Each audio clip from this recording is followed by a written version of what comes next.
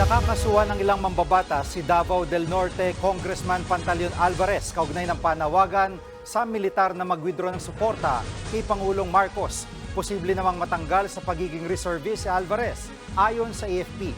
Nasa frontline ng balitang yan si Camille Samonte.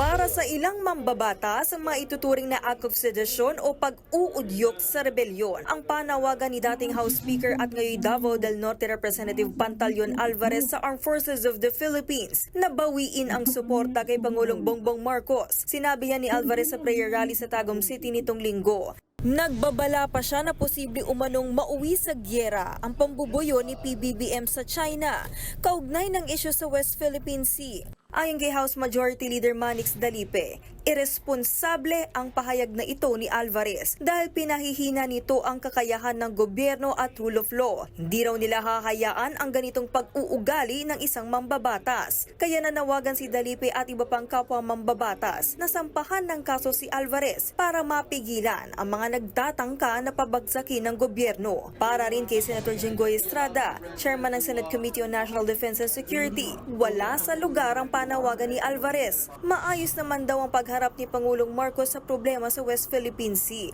For me, that is uncalled for. He's doing everything to protect our territory. Wala namang magagawa. Pagkasabi ng China, paulit-ulit lang sila binubuli tayo. We have to give attention to our allies already.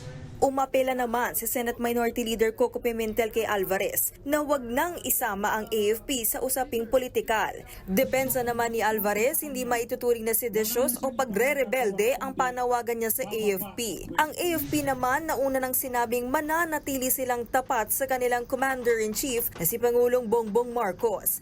Pag-aaralan din daw nila kung nag-uudyok nga ba ng rebelyon si Alvarez, lalo't isa siyang reservist ng Philippine Marines na may ranggong colonel. Kung sakaling may paglabag, posibleng matanggal bilang reservist si Alvarez. Kung ano po yung policies, rules and regulations of the armed forces will apply to him.